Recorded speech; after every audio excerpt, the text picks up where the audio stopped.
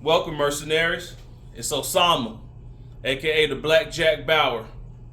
Welcome back to the Syndicate. So today's video, I'm gonna break it into parts and put them all together as one, mesh them together. So this is gonna be a response to Dress to Kill Tay comment on that. There is no difference between a Palmetto State Armory AR-15 and a higher quality branded AR-15 in that you're not getting anything for the extra money. So I'm going to try to make this as short, but I expect this to probably be a pretty lengthy video. I'm still waiting for some more responses from manufacturers that can, dissuade or persuade people to step up and spend the extra few dollars versus people just saying, well, let me pocket the money and maybe spend the money elsewhere. But at the end of the day, the choice is yours. So let's get into it, mercenaries. All right. So I'm going to be straight to the point. Like I said, I don't do any type of writing down or investigating when I do any type of these videos. I do everything just off the top of the head. So if I miss anything, I put it down in the comment section or the info section below. So here in America, the only job that a company is required to do is to make a profit. So that's number one. So we all know that every company in America is to do one thing, and that's make a profit. That's number one. And that's the only responsibility that they have. But besides that being the point, you have three different types of businesses out here. Well, I wouldn't even say three types of businesses, but you have three main components that differentiates a business. Excuse me, it's early in the morning, 7:30. So we're going to say number one.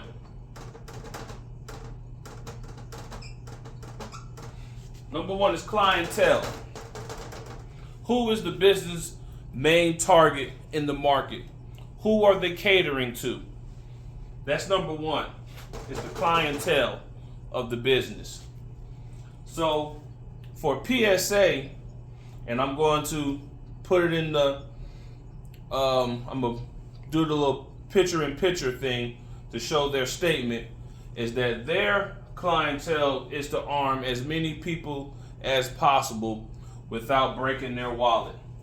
So PSA main job is just to move guns, no matter the price, no matter who the consumer is. Their job is just to make it affordable to put into their hands. Okay? Now you have people like Daniel Defense, BCM Bravo Company Manufacturing, Knight's Armament, LMT, Lewis Machine and Tool. Their job is to put the best out for the consumer. So that's already a difference right there. PSA, and I'm just going to put this little stop here. Remember, PSA,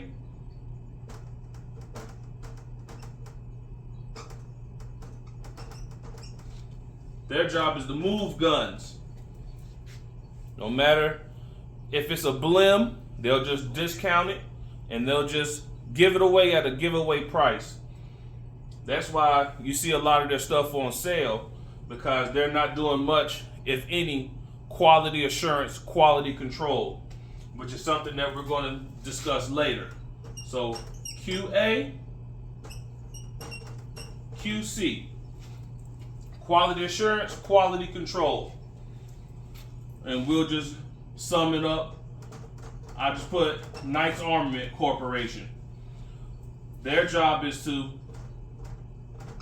make the best guns. Okay? So PSA is just about getting them out, getting them in people's hands. Knight's Armament is to make the best for the best of the world. There's a difference. All right? Second, we're going to go down to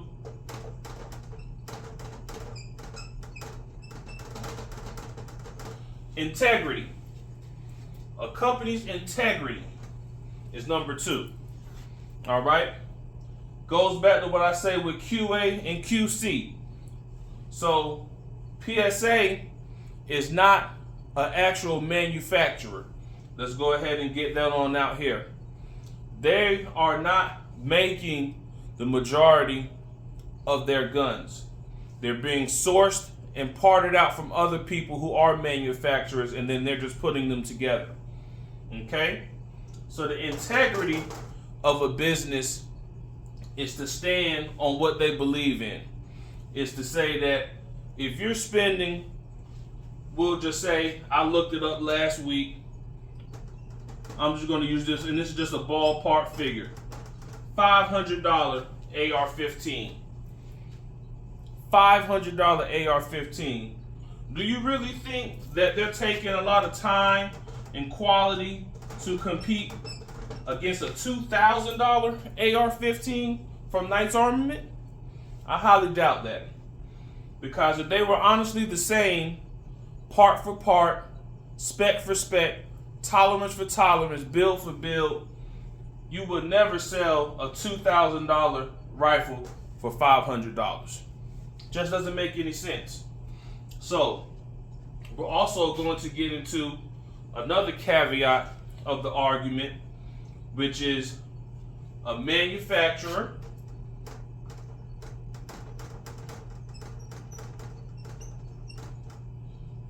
versus a builder. I know I don't have the best penmanship, but just know that's an L and that's an I for builder. Okay? PSA is a builder. Let's go ahead and try to. Is a builder. They're building guns from parts that they receive from various manufacturers. So everybody wants to say, well, you know, PSA got to be quality because they have FN barrels. Okay, that is true. They do use FN barrels. I'm going to slide in another picture-in-picture photo of a letter that I recovered, not from an inquiry that I've made, but one that someone else made, which is referencing are the FN barrels that FN manufacturing sells to PSA are the same grade, quality, and spec as the ones that go into an actual FN made AR-15. And when I put that picture-in-picture in, they never say or confirm that they are the same quality, grade, build, spec barrels. They use a vague description saying that they do supply PSA with FN barrels. Now, because this is the thing. Now, remember what we said here about this comparison between $5,000 and $2,000.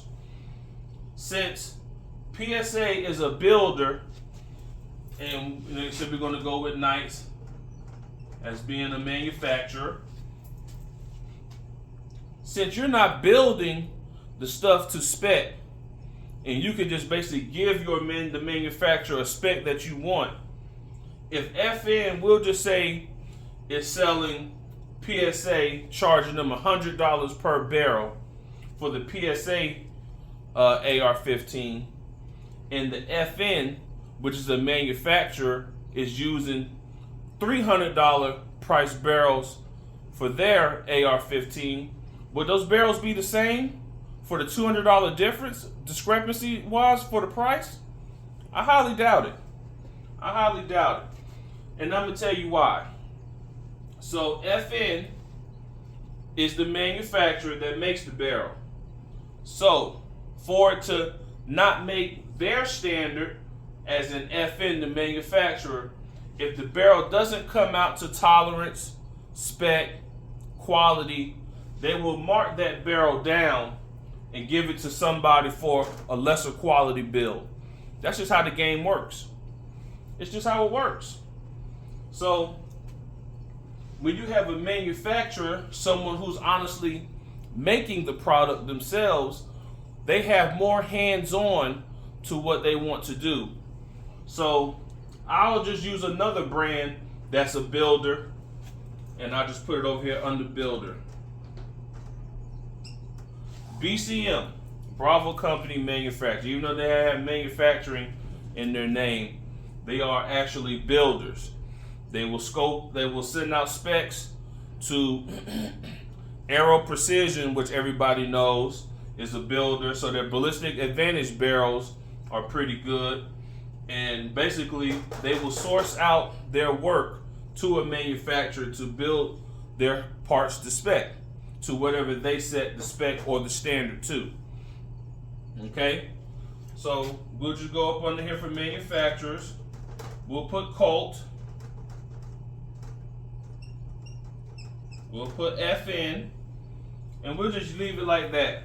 2 top manufacturers. So when you buy an AR-15 from Colt and FN, you can almost guarantee that everything is made in-house, to where they control everything and oversee the building process. Okay? Now I'm gonna see if I can squeeze this on in here at the bottom. Okay, and our last thing is going to be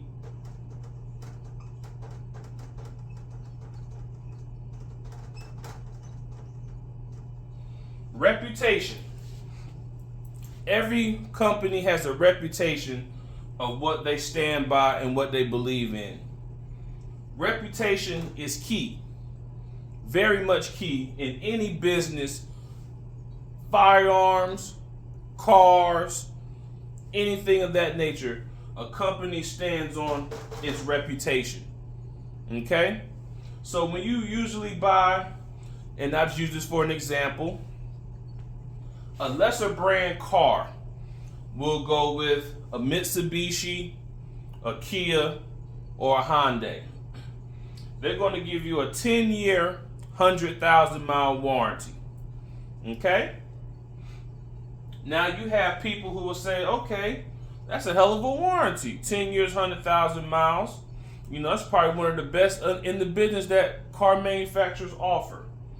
But now remember, you're only spending 16, 18, 20,000 on said car, versus somebody will just use, for my experience, I just use Lexus. I have a Lexus. So when I bought my car, the factory warranty was already gone. I bought this before the pandemic struck. And just a note, if possible, you never want to buy a car new. You lose more money in depreciation buying a car new, driving it off the lot. Let someone else take the depreciation hit, and you sweep up the little bit of money that they lost and put it in your pocket. So when I bought the Lexus, it was a Lexus certified pre-owned car. So what that meant was they're going to back up their product free of charge. This is not from the dealer, this is from the manufacturer. Okay? The manufacturer was going to back up their product and say, hey, we'll give you 2 years, unlimited mile, bumper to bumper warranty on this certified pre-owned, because we stand by what we make. We believe in what we make. We have a reputation that we're trying to protect as making one of the best luxury cars out there. And I'm talking about ultra luxury like Maybach, Rolls Royce, and Bentley. That's a topic for another time. But they're going to stand behind their product and give you a complimentary warranty. And then I went ahead and doubled the warranty with my own extended warranty, which I never had to use. But remember, you're buying a peace of mind knowing that you can sleep well at night. Okay? So, going back to the reputation. Every company has a reputation that they're trying to protect. Some people just say, hey, you know what I mean? If it gets missed, we'll just stand by it with our 100% lifetime warranty, which PSA does offer. You know, we're not going to knock that. I'm going to insert a clip from a YouTuber who's known in the gun world, who compares a PSA upper and seeing when it left the factory, tooling marks bad craftsmanship on the M4 feed ramps. And it just comes to say, hello everyone, thanks for watching School of the American Rifle. We're going to do an AR-15 upper autopsy. This particular upper is from a member of the SOTAR Facebook group. It is a Palmetto State Armory pistol upper, or an upper for a short barrel rifle, but this particular upper is on a pistol lower. The main problem that the user's having is he was noticing some impact marks on the barrel extension inside of here, which I will highlight in a moment. I'm going to use a variety of gauges, but initially when he brought up the topic in our group, I assumed off the bat that he had a clocked barrel extension. So we are going to check that. Remove the bolt carrier group, charging handle. What I do to ensure that the barrel extension is lined up is I use either my Midwest URR or my 2 Unique LLC barreling spud. Both of these devices have a sail on the top, along with the teeth that engage the barrel extension. So if you have a barrel that doesn't sit true, or a barrel extension that doesn't sit true in the upper receiver, this will tell you right away. One of the telltale signs that you may have a barrel extension alignment issue is if you look into the upper receiver, you can see impact marks on the edge of each one of the barrel extension teeth. I'm gonna grab a punch and see if I can point to them. We have one there, there, there, and they're quite pronounced. They go all the way around. The only spot you won't see is on here, and that's because the extractor on the bolt removes that lug and it won't make contact there. So you can see they go all the way around. So what we're going to do is we're going to take the Midwest URR,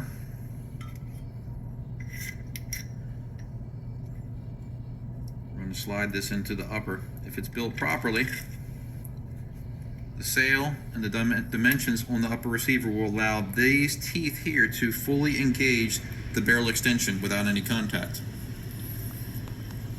Let's see what happens. Will not go in.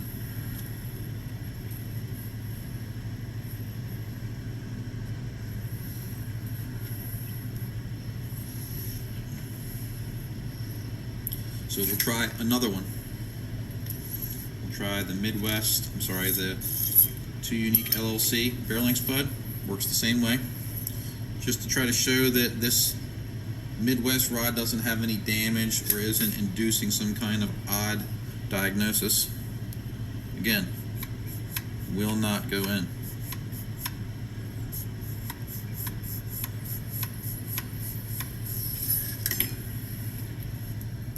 I'm going to take one of my uppers. Stay focused here. I'm going to show you what we should see when we're using that tool. So I'll set my bolt carrier group aside, charging handle aside, and we'll take the same Midwest URR, and in it goes. Take the 2 Unique LLC spud, and in it goes.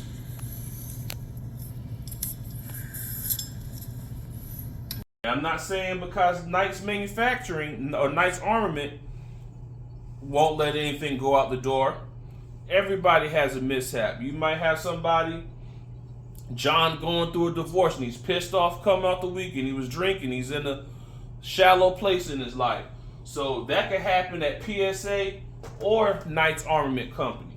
No doubt, every company could make a slip. That's why they offer a warranty when you buy one of their products, whether it's a Yamaha ATV, a Raptor 700, which I bought years ago, came with a 6-month warranty, because everybody wants to give you a peace of mind and that they have that reputation of saying, hey, if we make a mistake, we're willing to make it right.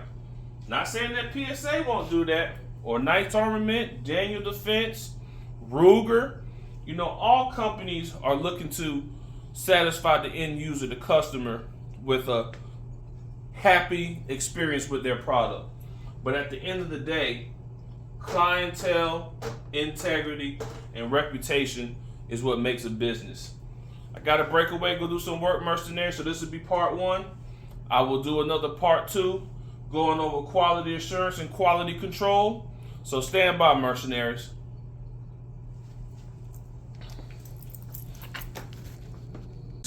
It's the General. Going to resume for part 2. So today, I'm going to go over a few parts of the manufacturing process of manufacturing parts. We're going to discuss QA, quality assurance, and QC, quality control. We're going to explain what they are and how they both affect the manufacturing process. Also, we're going to discuss ISO, or International Organization of Standards. We're going to discuss tolerances, standards, and the difference between a manufacturer and a builder. So let's dive into it, Mercs. Wish I had me a stick like a teacher so I could feel like one, but I don't have one around, so we won't worry about that. Let's dive into it, Mercs. QA, or quality assurance. This is designed to meet customers' satisfaction. It prevents mistakes and defects in development and production. So what that means is when a product is being developed, they will go through different criteria of what the product should have in the design, the development, production of the product, packaging, and delivery to ensure that the customer's wants and needs are satisfied within a product. Okay? So quality control, or QC, is part after the design and development and production have taken place. And this is where the design, the development, and the production marry the product that the company is trying to create or manufacture. So that involves detecting mistakes, errors, and missed requirements for the product. Inspections are key, very much key. Inspections are. Inspectors overlook parts and determine through lists and descriptions of what's acceptable and what's not. So that's the key component when it comes to most of these builds out here when it comes to guns. And we're just going to use this as an example. As you see, a lot of time, PSA will also have on sale their Blims product, and they're discounted pretty much, and they're trying to get rid of them because they didn't meet a certain criteria. It was a missed requirement. Now, some of the Blims to the eye, you might not be able to see whether it's a defect in the coating, anodizing, parkerizing, Cerakoting of a gun. It could be numerous things, but the QC is main part of why you see a lot of their stuff discounted like that, and they're getting rid of them because their list and description of what's acceptable and what's not are very different from a higher tier brand who's not going to let certain things go out the door, whether they have to throw it away because they won't discount it because they have a reputation that they're trying to protect. So let's get back on target here. ISO, the International Organization of Standards. So what ISO does, they have a rating that they'll give to manufacturers of having standards in their organization of how they operate. So you have 9,000, 9,001, just to give you two type of ratings that the ISO gives to companies. Okay? Standards. Let's see what a standard is. A level of quality or attainment. Keyword is quality, is the key word here. So when a company, we'll just use, for example, Knight's Armament Company. So when Knight's comes out with a product, and most likely them, and we'll just use Surefire, even though they don't, well, they do make some firearms, but they have a plethora of things that they cover under their umbrella. They're going to look for a certain level of quality of a product when they design it, and it's going to meet the quality in the QA and the QC before it leaves the production line, going to a warehouse before it gets put on the shelves for customers to buy. Okay? Now, everybody is going to have some type of QC defect. We're not even going to make it sound like Colt doesn't put out anything that hasn't passed the QC. We're going to not act like F&H hasn't put out anything that hasn't passed QC. QC can happen at any point, any time. You might have John who's going through a divorce, and he's had a long weekend drinking, and now he's trying to recover Monday coming into work after a drinking binge, and he might skip a few parts or become a little bit lackadaisical, or maybe have an ineptness in his work ethic about accepting what is acceptable and what's not acceptable from his employer. So anything from any company can walk out the door with a QC defect. We're not going to act like the process of manufacturing doesn't eliminate human error, because everything that a human creates is going to have an error in it. That's just the way it works. That's what we learned in manufacturing when I took aircraft structural technology in college, but we'll get into that in probably the next video. Okay? So none of these manufacturers are perfect. You know, you can't control what the outside life of your employee does or what happens to them. So we're going to go into tolerances. An allowable amount of variation of a specified quantity, especially in the dimensions of a machine or part.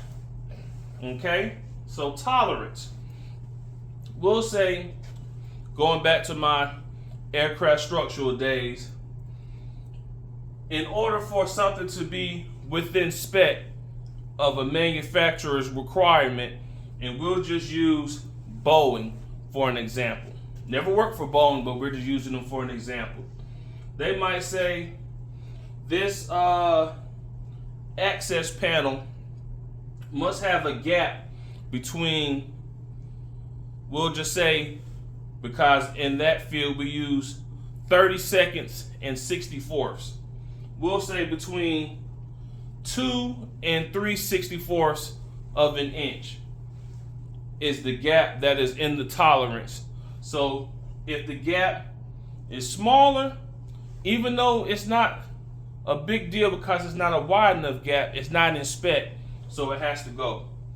If the gap is 4 or 5 64ths of an inch, it has to go because it's too wide. So they will specify what is allowable for their tolerance in building certain parts. And in my next part of the video, if I can find it in the headquarters, I'll show you a part we had to build from steel, aircraft sheet metal, aluminum, about building a part on a plane and making an access door for you to make a repair, or a person who's dealing with maybe avionics, the electrical components or the electronic components of a plane might have to do to make a repair inside the wing, because that's like the part that we made. So we'll get into that later. And for this last little bit, because I gotta run, got some work to do. So we're gonna talk between a manufacturer versus a builder. Okay? There is a difference. There is a difference. A manufacturer is a company who manufactures, or say makes, product or products. And a builder is someone who gets parts from a manufacturer and builds said parts to make a final product. Okay, so a list of manufacturers that we have is Colt, F&H, KAC, Nice Armament Company, LMT, Lewis Machine and Tool, LaRue Tactical. All of these are great, top-notch companies. And for a builder, I can only think of two at the moment. If I could think of a third one, I'll put it in the third part of the video. We have BCM, which is Bravo Company Manufacturing. Even though they have manufacturing in their name, they don't manufacture every part. And we have PSA, Palmetto State Armory. So we can get something out the way here. All of these companies in the manufacturer realm over here have something all in common.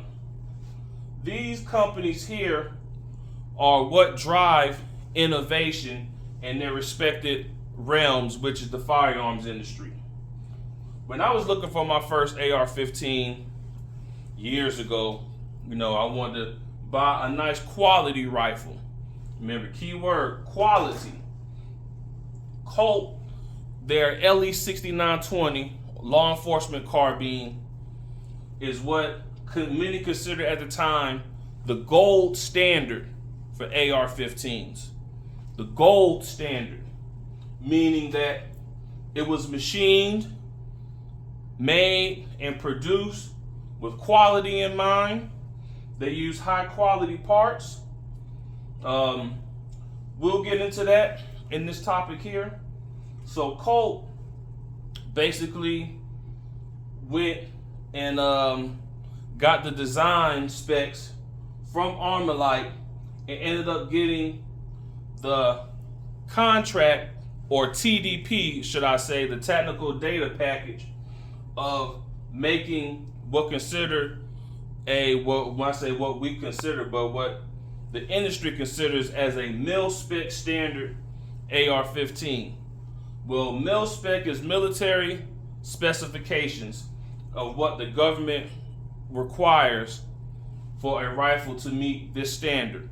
As you know, if you're buying AR-15s, and I'm gonna let y'all sink some more of this stuff in while I'm talking, if y'all probably reading it.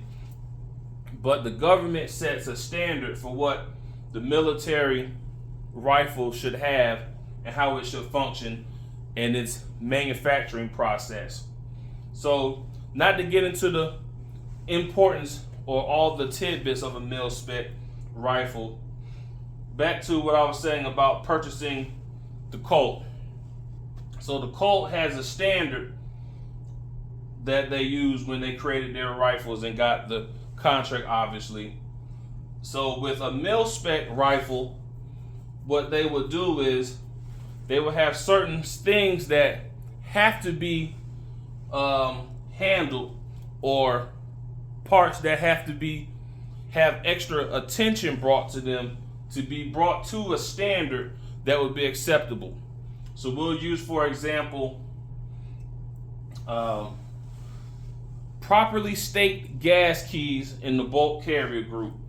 You have a few people who make AR-15s and they make them in different type of variations. They have different bulk carrier group metals being used. They have different bolt materials used. They have different barrel twists, and it's just so many things, but the standard of which all of them were measured by is measured from the Colt LE6920. So going back to the staked gas key, where they're properly staked with 2 indentions in the key and the holder to make sure that they don't back out. Military spec properly staked keys, excuse me, early in the morning, I know. Also, what Colt would do is that they would do an MPI, which is a magnetic particle inspection, on not only the bolt carrier group, and the barrel, to ensure that there are no defects or fissures within the metal. And what they would do was that what Colt would do would be batch magnetic particle inspection tests. So we'll just say, for the sake of my memory when I was in it, for every 100 rifles that Colt would make with this type of specification, what they would do was do a batch inspection. So for every 100 rifles, they would just grab one random one and they will take it, put it through its paces to make sure that everything was in spec. And if it was, the rest of them would be passed through and sent on along the way. Now, what you might have is that you might have manufacturers that say, well, in order to cut corners in costs, we won't do every 100, we'll do every 500.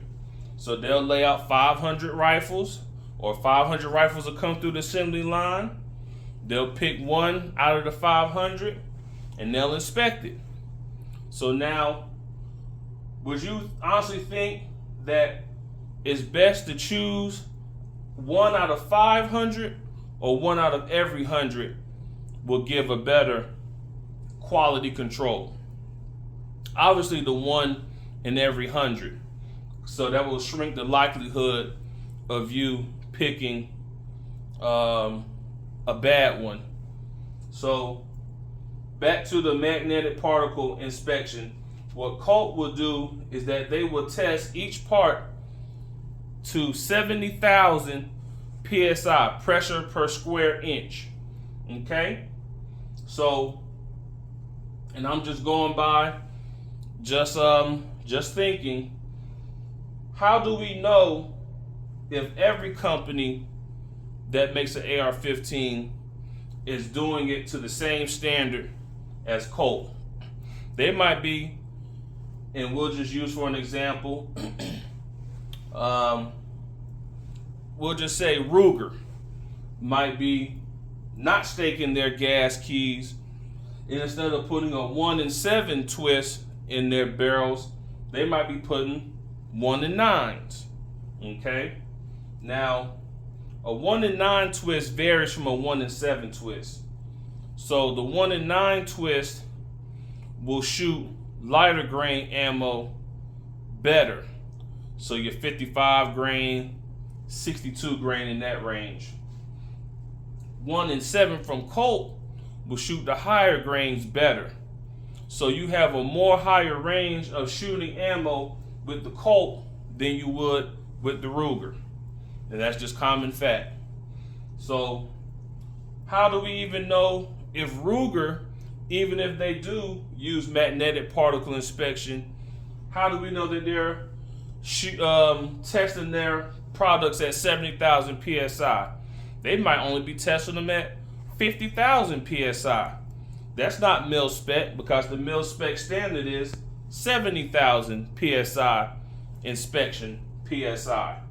So even though we see PSA, and after years and years they have stepped their game up, because at first when PSI was making their AR-15 uppers, they were using 8620 steel in their bolt carriers and their bolts. They wasn't using Carpenter 158 steel for their bolts. But now they are using Carpenter 158 steel in their bolts. So, I mean, yeah, it might have a magnetic particle inspection on it, but you don't honestly know what they're testing it to. And remember, PSA, even if they can't get Carpenter 158 steel bolts, they'll still put a 8620 steel bolt in there and will still sell it to you for the same price, because they have done it before in the past. Like with the pandemic, when parts got scarce, PSA would just put whatever they could in there just to sell something to the end user. While most companies, if they couldn't get the parts that were required for their build, they just held back. Remember, when you have standards, reputation, and integrity, you wouldn't just put anything out there to make a buck. You're going to stand by your brand and what your brand represents. Okay?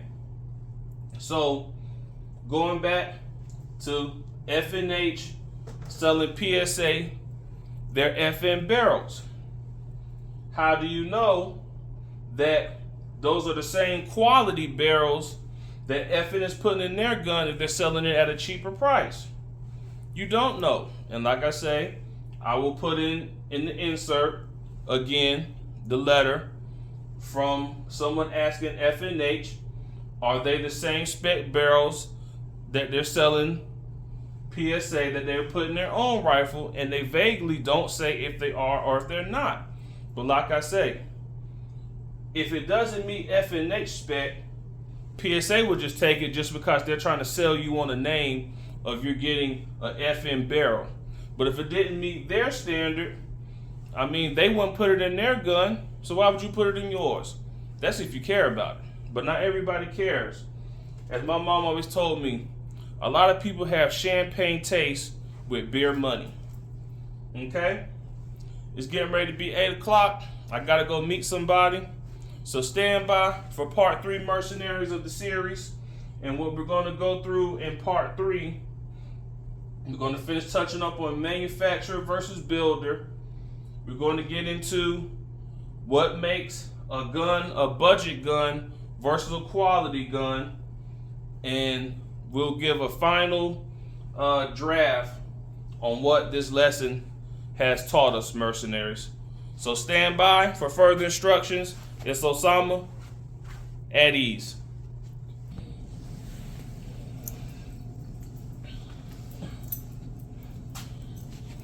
Welcome back, mercenaries. It's part 3, the last part of the video. So we're going to finish it off here today.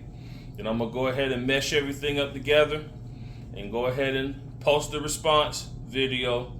And we'll go from there, mercenaries. So I'm just going to do a quick rundown of all what we've been through. Okay. So we're going to go with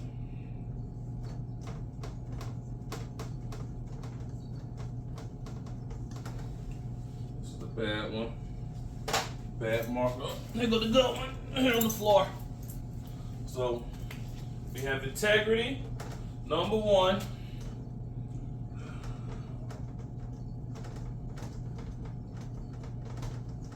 Reputation, number 2.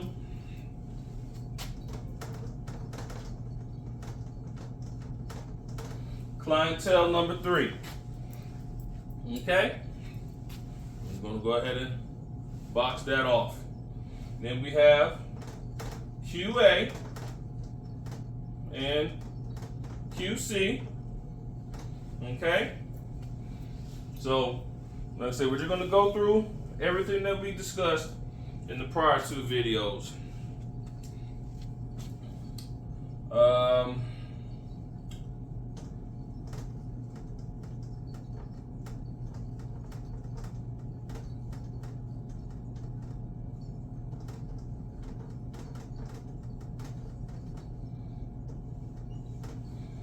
Manufacturer versus builder.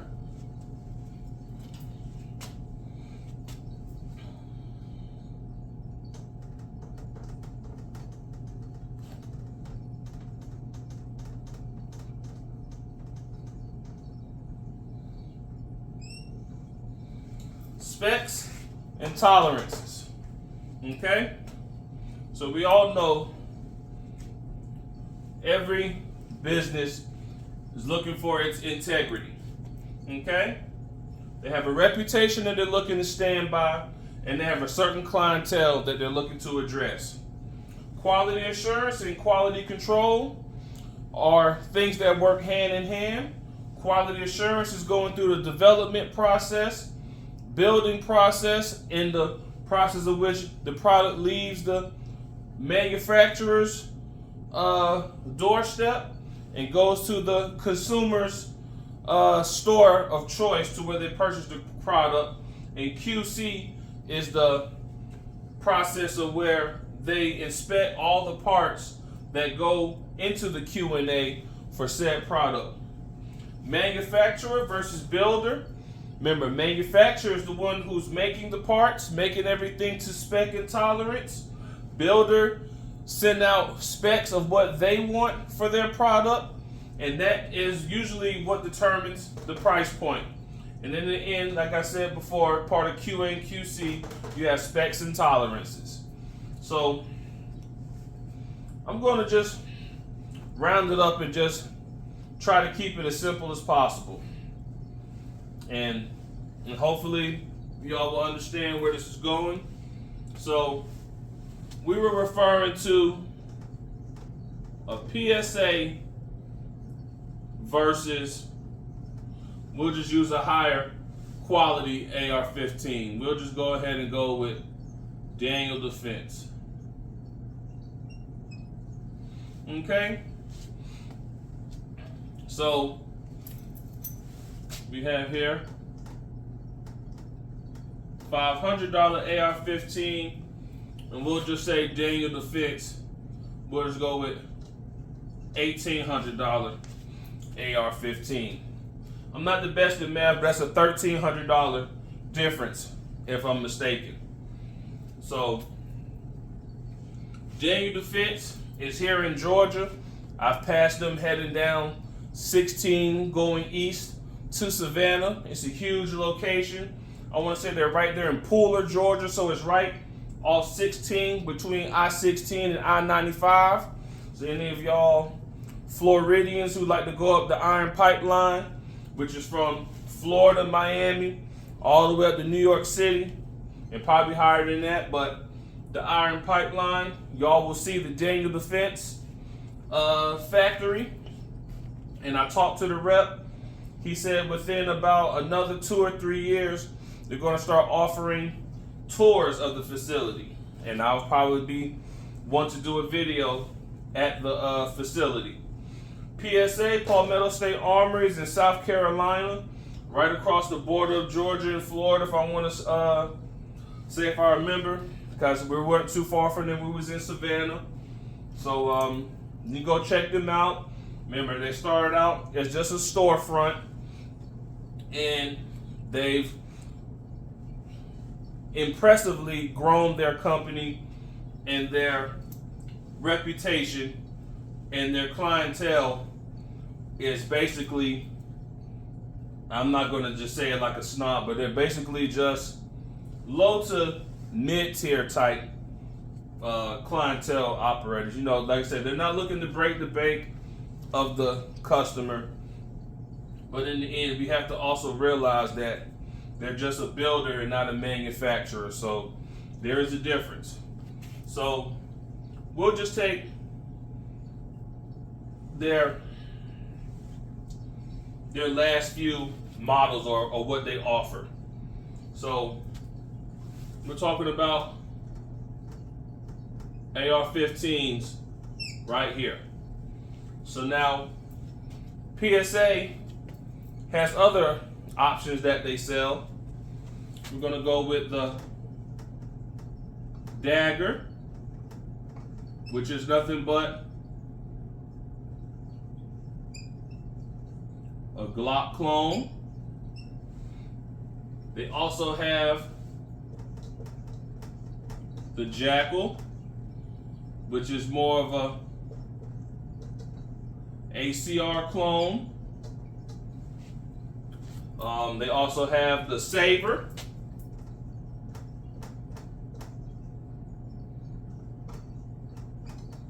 And if I spelled it wrong, if it's just like Jackal, they don't have the whole thing, which is a Knight's Armament M10 clone. And trying to think of something else that they have, but instead we'll just stop right here. So as you can just see here, oh, I give them something else. What they call that? The PSA AF3 or something like that. Whatever the AK clone is, they make that too. The AKM, which is the AK pattern rifle clone. So if you just look at most of their products here, they're not developing anything with any ingenuity or anything new to the market. They're just basically making cheaper versions of things that are already out here. Now, to each his own. Now, some people don't want to spend, and I'll just throw a ballpark figure out here. Some people may not want to spend $600 on a Glock. Some people don't want to spend $2,000 on an old, well, I know when it first came out, before it was the Bushmaster ACR, it's supposed to have been the Magpul, I think it was the Masada or something like that. I'll put it down there in the comments. But you know, they're also, like I say, just looking just to make products to where people who don't want to spend the money. And we'll just go with a Knights. I'll just be generous with this one, depending on what model you have. I don't want to spend $5,000 on the DMR. And AKs are hard to come by, but I want to say, last time I checked, and I just used this one because this was the top tier AK that was last imported. I don't know if they're still being imported in from Bulgaria, but we'll just go with the Fine Group Arsenal.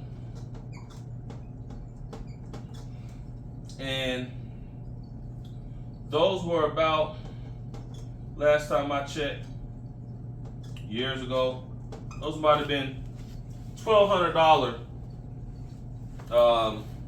Hey, I don't know why I even just put Fine Arsenal down there. I should just said Arsenal and just left the price there. But y'all get the picture. I'm gonna rewrite that.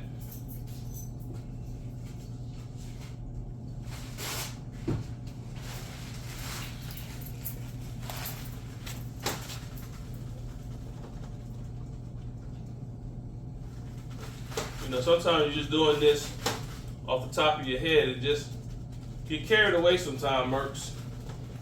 I say don't have any notes or anything. You know, I just study the work and just come on out with it. So $1,200 AKM.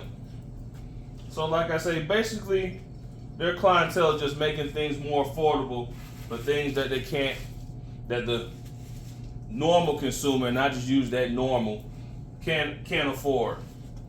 And there's a lot of people out here that have champagne taste with beer money. And that's just basically what it boils down to. So, going back to what I said, their integrity. You go, you'll look and you'll see a dagger, the blims. They'll probably be running about maybe, and I'll be generous, $330. And sometimes you find them maybe $350. They'll give you 9 or 10 magazines. The barrel's threaded. They have the Armament cut or the Holosun cut. And I'm just saying, like, I'm not gonna knock it. You know, I'll pick one up just because of the $300 gun. And you are getting some type of value because you're getting a threaded barrel and an Armament cut. So basically, you have a suppressor-ready tactical pistol for under $400, even by the time you add in shipping, FFL transfer if you're not in the South Carolina area. And like I said, that's cool. I own a PSA rifle. If you check out my first gun collection video, it was an Anderson load with a PSA upper. I took it out the first time. I even shot it suppressed the first time, and it jammed and malfunctioned on me. That's just what it was. The little detent inside the lower that holds the buffer tube and the buffer with the spring, the detent came out and it was stuck, couldn't pull it back, and it was a bitch to get it out, but ended up getting it out. But that's just what I get for the money that I spent. Jackal ACR clone. People who don't want to skim down $2,000 or more now for an ACR. I mean, it basically does the same thing. It's just, you know, you just save the money by putting that money elsewhere. I mean, how much are those things going for? I'll just be generous because I really don't know. I just put $1,200. $1,200. Okay? The Saber clone. $5,000 if you go to Knight's Armament. Even if you buy something like an LWRC Reaper, that's going to cost you $3,000. I can save that money, and I want to say last time I looked, $1,500 for the Saber. M110 clone, DMR clone. I mean, okay, cool. It looks just like it, but that's just basically what it is. The PSA AF3, I think that's what it is. But I want to say those probably going for $700. And like I say, the only blim I just put on here was the dagger. I don't really see any blims on the rest of these models, but basically overall, all they're making is just clones. Okay, now I know you're saying, well, Daniel Defense AR-15 is nothing but a clone too, because Armalite made the rifle, so it's basically an Armalite rifle that they're making, but they're just adding their little twist on it to make the system overall better. I don't figure, and that's it, it's just a personal opinion, I just don't see how spending $1,500 on a $5,000 rifle is really gaining anything performance-wise. I just don't see it, but if somebody could point it out to me, because I don't have one to take down to compare. I don't have a Saber or a Knight's Armament, so I can't really help you on that one. All right, now we're gonna go ahead and drop down here, and this is the saying that one of the long-range shooters that I shoot with, this is what he always told me, and I'm just gonna write it here.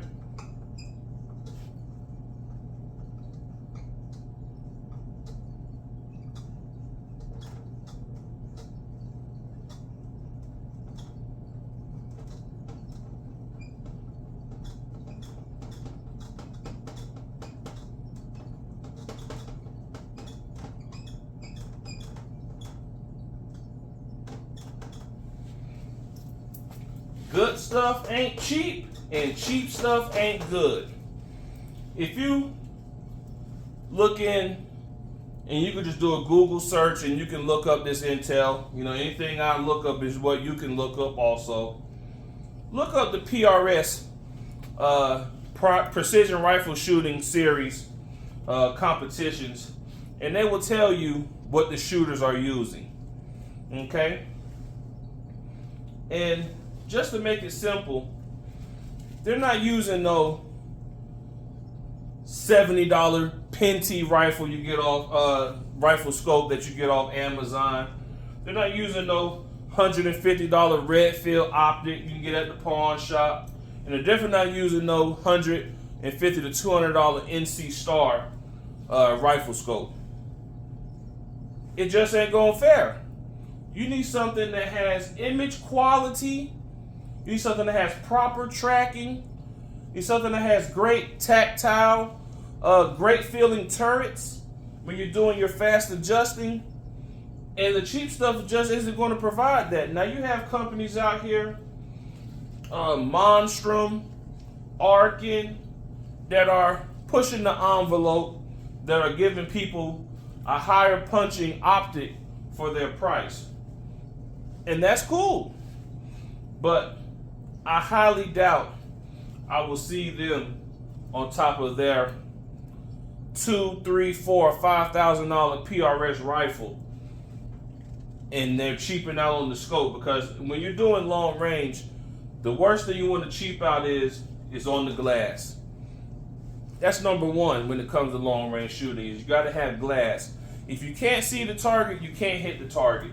And cheap stuff ain't going to allow you to do that. All right? Remember, like I said earlier here, there's a lot of people with champagne taste that got beer money. And another thing is,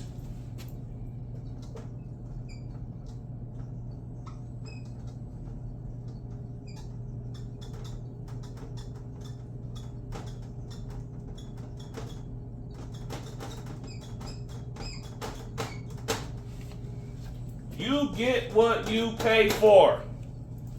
Life has always been like that. You go to the dollar store, get some dollar store batteries. They'll work in a TV remote. No doubt. You need something that's going to be strong and strength, that's going to be draining those batteries like a flashlight. Those batteries ain't going to last too long. You get what you pay for. You want good performance? You don't buy alkaline. You buy lithium ion.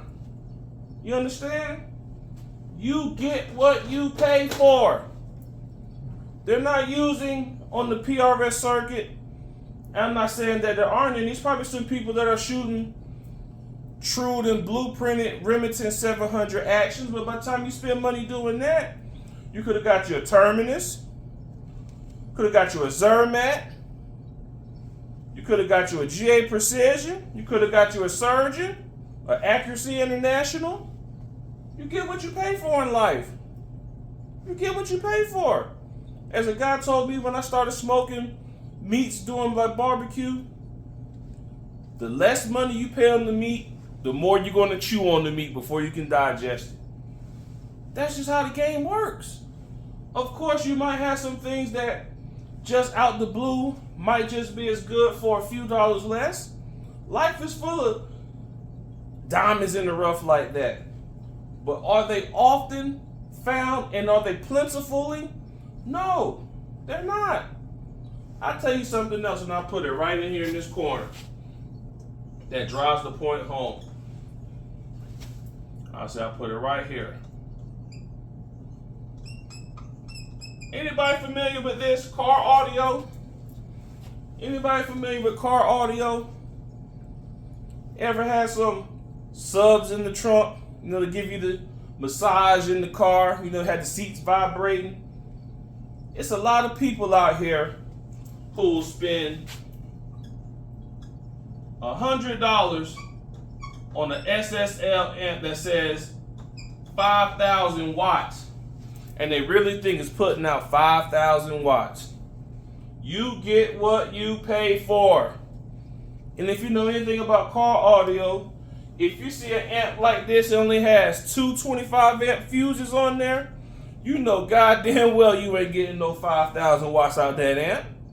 I don't care what that box say, and they even have a CEA 2006 rating on each box that car audio products are selling that say they have to put the true wattage. And what they do is they'll say 5,000 watts peak. You don't care about peak in car audio. You care about this. RMS, or root mean square. That's the power that you're looking for. That's the power that you're looking for that's going on a constant. See? RMS versus peak. Constant versus a once little spurt. You want something that's going to put it out constant. $100 amp ain't going to do that. Now, and I know I'm losing space here, you might have a brand, and I'm going to use this brand here. Audio pipes. I forgot who they're the cheaper version of, but audio pipe gives you a good bang for the buck. They're 2,000 watt amp, depending on what series amp you buy, can put out close to 2,000 watts. And the one I had was an APCL or APLC, been a while, 1,800 watt amp that actually put out 1,800 watts or more at 1 ohm. But in order for you to get some real power that you do in competition, You gotta spend money like Orion, Down for Sound, Kicker, Rockford Fosgate, Crescendo, DC Audio. You gotta skim down, Jack. People always try to look for a shortcut to get the home first by spending less. You can't do that. You get what you pay for. I don't care what motherfucking arena that we're in. You get what you pay for. That's just what it is. But they say Louis 13 is what, a $3,500 fifth? You think it's just some regular pinch that's Southern Comfort? Or we'll just use another one just to compare cognac to cognac. You think they putting Grand Gala quality in that bottle and charging $3,500? No, sir. That cognac is aged to perfection. When you sip on that yak, you don't get no burn. And let me tell you this something as an alcohol connoisseur and collector as myself. When you drinking the good shit, Jack, some aged liquor, whiskey, scotch, cognac, it don't take much to get you drunk. When you drinking that cheap shit, you gotta drink it like it's fucking Gatorade and you're exhausted from playing 3 quarters in the NFL. I tell you that, no lie. You get what you pay for. I'm just telling you the truth. Now, going back to saying the $500 PSA versus the $1,800 Daniel Defense. Like I say, they're giving mil-spec parts. Both of them are. But PSA is just selling at a loss. You go on their website, they'll show you that their ARs they're really priced at $1,000. The same amount as a Colt LE 6920, the gold standard. Don't know if it's still the gold standard now, but that was the gold standard. What's this, 2024?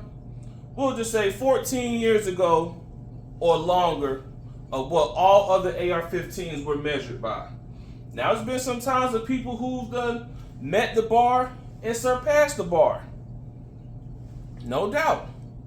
That's what ingenuity and innovation is about. Simple as that. Making clones isn't innovative. It's not. What separates you from being top 3 in mid-pack and PRS and mostly any other type of competition out here is your quality of your gear. Night Force ain't charging $2,700, $3,000 for their scopes because it's a piece of shit. It passes a rigorous test.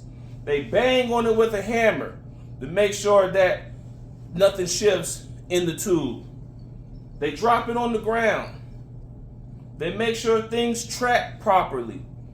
They make sure that they're using quality glass. Now, I want to say that they're probably using Japanese glass, and Japanese glass is pretty good. But I doubt it will still surpass German shot glass, which is what manufacturers like Schmidt & Bender is using. Schmidt & Bender PM2 has been the gold standard in long-range scopes for a long time. Now, why they haven't came out with a PM3 and changed the game up, I can't tell you. Some people just stick with what they know and just try to make that better without being too innovative. Or maybe that's just what their customers like. They like PM2. They don't want nothing else.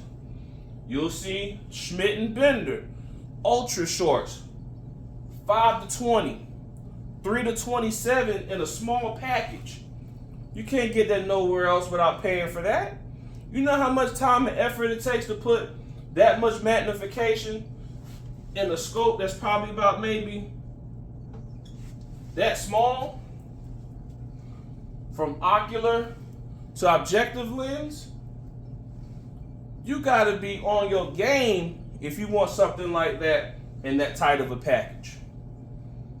You have to be on your game to get something that great of quality. They're not putting no cheap shit out here. They have a reputation they're looking to stand by. When you buy, and I'm just going to erase this just so I can get to with the last point here. We'll use for an example,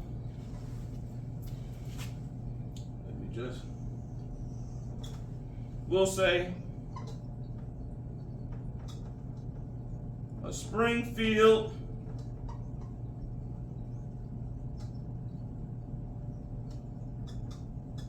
Waypoint, which is came out, I believe, in 2020, their bolt action rifle, their first dive into the precision rifle game. They're guaranteeing that their rifle will shoot sub MOA, which is under a minute of angle. And we'll just say, just for preference here, because I'm going to try to be more precise with what I have, they're saying that their rifle will shoot 3 MOA, or excuse me, 3/4 MOA. So 75th of an inch. So 3/4 of an inch, they say that their gun will shoot that. We're going to go next down the line to Bergara, and I'll just use the B14. They said that their gun will just shoot sub MOA. So that could just be under an inch or at an inch. Okay? You have people, and I'm going to use this guy because I was looking at buying a turnkey package for him.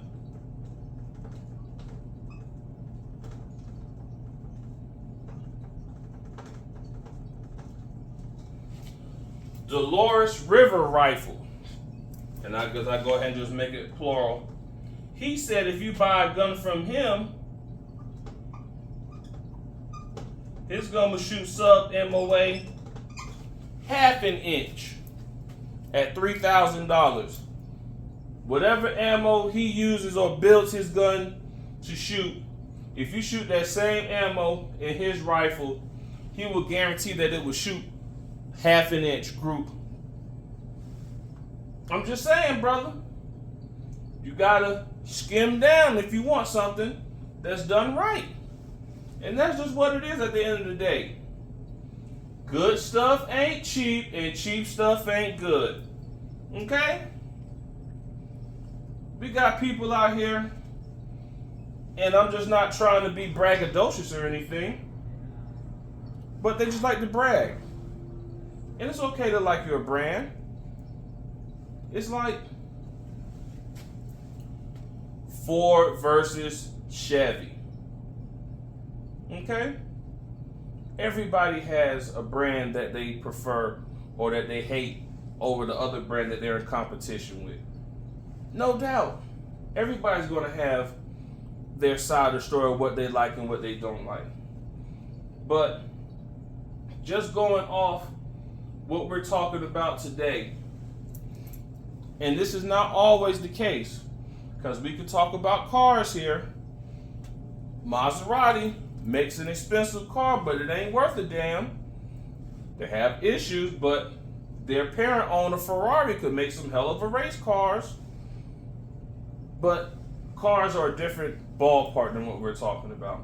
I'm talking about guns overall for today. And speaking of guns, I'm going to put this post up here. And I'm going to write them down over here if I can fit them in. But I've done some research. I've done some good research because I was always taught to do your homework before you speak. And people are saying, well, you know, SIG, this nice brand manufacturer, had a recall. Okay, their guns were firing without being pulled. Okay, cool. Everybody's manufacturer going to have something to where they're going to have something recalled every now and then. That's just human error. Everything that's man-made is going to have a flaw. That's a guarantee. I don't care what it is. It's going to have a flaw. Taurus, a lot of people are on the Taurus train at one time, and it was settled in 2018. They had 9 models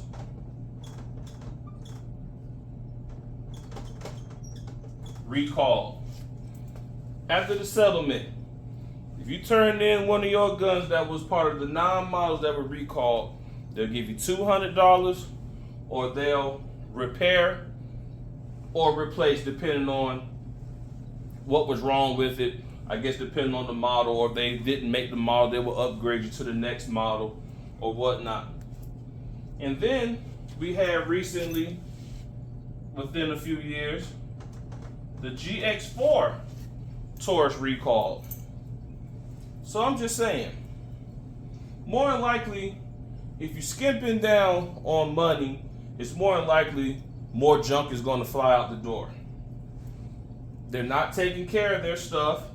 They're not putting things together using quality parts and design. And that's just what it is. It's what it is. You had 9 models recalled. Not 1, not 2, not 3, but 9 models recalled. And the settlement was in 2018, to where the cutoff was, hey, after this, you know, that's it. And I want to say that's when the settlement happened. I want to say, and let me just use my little marker here, because I did look at cheaper than dirt. I know everybody knows cheaper than dirt. They're really not cheaper than dirt, but that's a topic for another time. I want to say this story came out in 2015 about people having those issues with those 9 models of Taurus. And I want to say 2018 was the cutoff for you getting your product fixed, but 2017 was the year where the settlement came out, to where they had to skim down, you know, the plaintiffs. Now the story that they had, or no, it was another story that coming out of Alabama. No, actually it was West Palm Beach News Channel. Out of Alabama, a sheriff himself led the lawsuit on Taurus because the gun fell out the holster, it discharged, and it hit a parked car. Anybody can have a mishap, but it's more than likely going to happen when you spend less money. And that's just the simple facts of the game, people. So remember, good stuff ain't cheap, and cheap stuff ain't good, because you get what you pay for. It's simple mathematics, mercenaries. All right, mercenaries. I think I'm going to insert a video or two.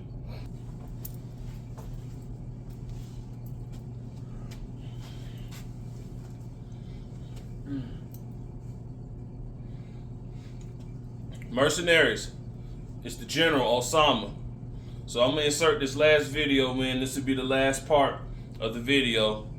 So I just wanted to take the time out to say that this was a strenuous video. It took a long time to get editing and inserting in, you know, pictures and letters and things like that.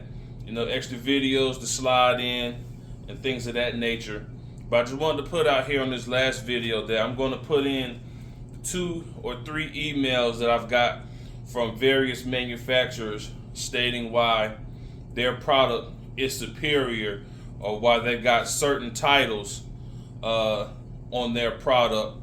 And some manufacturers even stated that, you know, due to intellectual property of the company, they can't really dispel the ins and out of their product, which is totally respectable. It's like me calling Coca-Cola to ask them what's the recipe for their Coca-Cola soda.